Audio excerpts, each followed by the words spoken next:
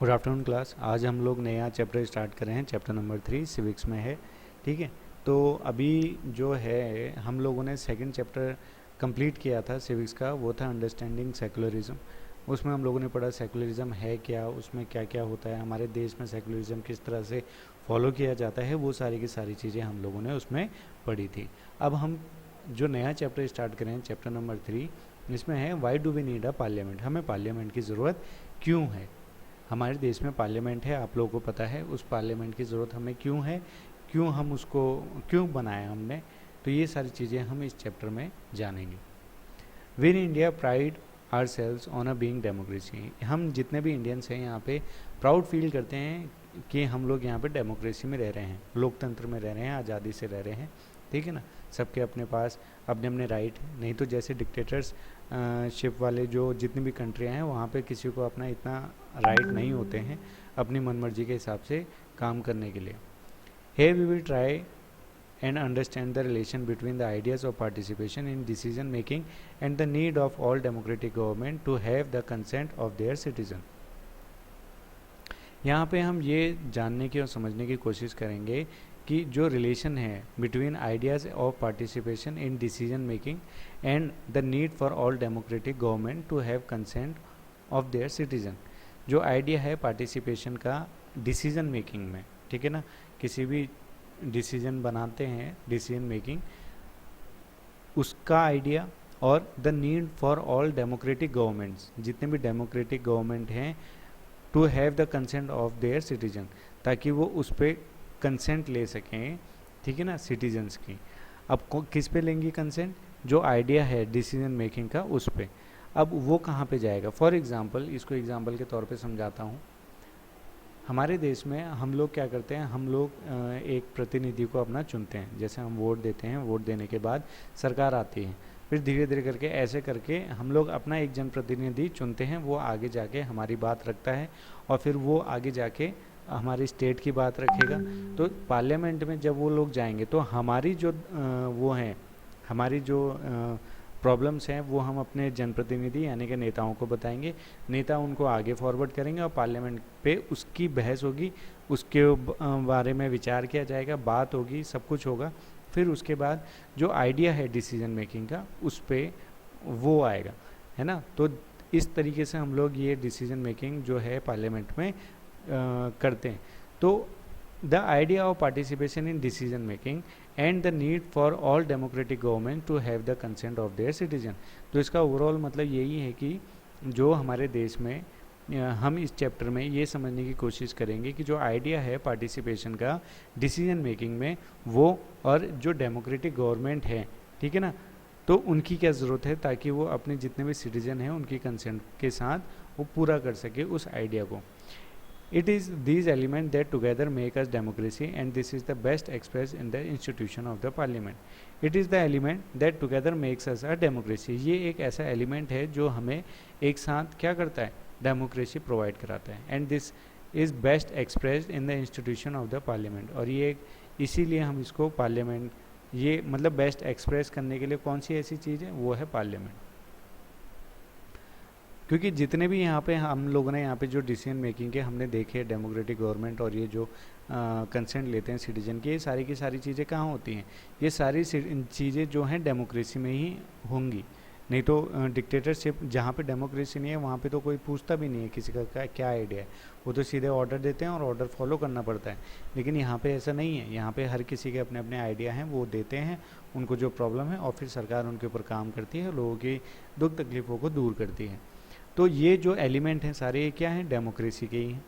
और इंडिया में, हमारे देश में ऐसा कौन सा इंस्टीट्यूशन है जो इसको एक्सप्रेस कर सकता है बेहतर तरीके से, वो है हमारा पार्लियामेंट। यहाँ पे सभी जो हमारे राज्य हैं, हमारे राज्यों के सभी लोग यहाँ पे आते हैं, जितने भी नेता हैं, जनप्रतिनिधि हैं, वो सब लोग यहाँ पे आते हैं और यहाँ पे आके अपने अपने राज्यों की बातें यहाँ पे रखते हैं। तो उन पे सब डिस्कशन होता है, वो सारी चीज़ें यहाँ पे क्लियर की जाती हैं।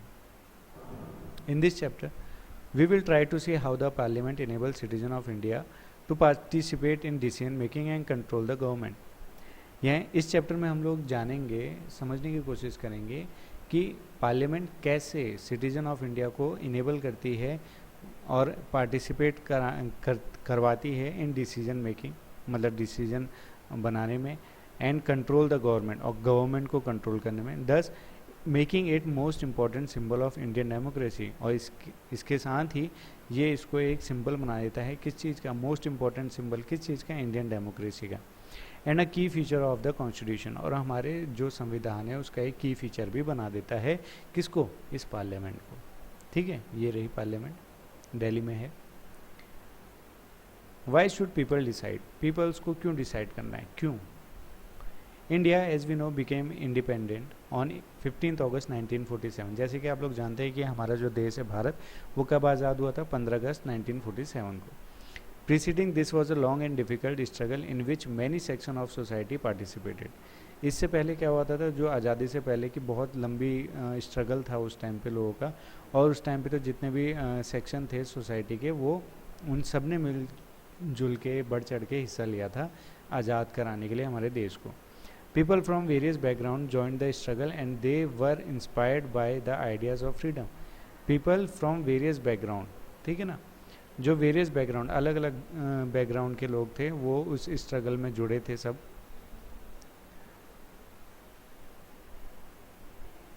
ठीक है, वो उस स्ट्रगल में जुड़े थे। कौन से स्ट्रगल में, जिसको उन्होंने, मतलब जिसमें वो इंस्पायर हुए थे, द आइडिया ऑफ फ्रीडम, आज़ादी का जो एक उनके पास आइडिया था उस पर, इक्वलिटी पे, पार्टिसिपेशन डिसीजन मेकिंग, जो पार्टिसिपेट करना है डिसीजन मेकिंग पे, वो सारी चीज़ों पे वो लोग एक सहमत हो गए थे और उस पर उन लोगों ने बढ़ चढ़कर हिस्सा लिया था आज़ादी से पहले।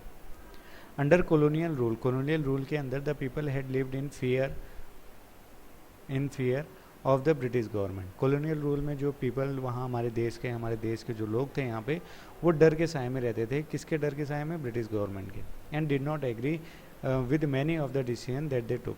अब डिड नॉट एग्री, और जितने भी डिसीजन अंग्रेजों ने लिए उनमें से कई चीज़ों में तो वो लोग एग्री भी नहीं करते थे, यानी कि जितने भी हमारे देश के लोग थे वो उस पर एग्री भी नहीं करते थे जो उस टाइम पे ब्रिटिश गवर्नमेंट हमारे ऊपर थोप रही थी। But they faced grave danger if they try to criticise this decision. पर उस टाइम पे क्या होता था कि अगर आप अपनी बात रखते हो, अगर आप खिलाफ जा रहे हो उनके डिसीजन के, तो वो आपको मार देते थे या फिर ऐसी कुछ सज़ा दे देते थे अगर उनके डिसीजन के खिलाफ कोई जाता था या उनकी कोई बुराई करता था। The freedom movement change this situation, और जब हमारे देश में फ्रीडम मूवमेंट आया तो ये सिचुएशन चेंज हो गई। The nationalist became to openly criticise the British government. जो नेशनलिस्ट थे, जो हमारे देश में नेशनलिस्ट थे, वो ओपनली गवर्नमेंट, जो ब्रिटिश गवर्नमेंट थी, उसको क्रिटिसाइज़ करना शुरू कर दिया। एंड मेक डिमांड, और डिमांड भी करने लगे। As far back as 1885 the Indian National Congress demanded that they be elected members in the legislature with a right to discuss the budget and ask question. 1885 में इंडियन नेशनल कांग्रेस जो थी उसने डिमांड किया कि there be elected member in the legislature, यहाँ हमारे legislature में कुछ ना कुछ हमारे इलेक्टेड मेंबर्स भी होने चाहिए, with the right to discuss, जिनको अधिकार हो डिस्कस करने का। क्या डिस्कस करने का, बजट, एंड आस्क क्वेश्चन, और उनको क्वेश्चन पूछने का भी अधिकार हो। The Government of India Act 1909 allowed for some elected representation. तो गवर्नमेंट का जो एक्ट था, Indian Government of India Act 1909 ने अलाउ किया कि कुछ चीज़ों में वो इलेक्ट कर सकते हैं, रिप्रेजेंटेशन कर सकते हैं। While these early legislature under the British government were in response to the growing demand of the nationalist.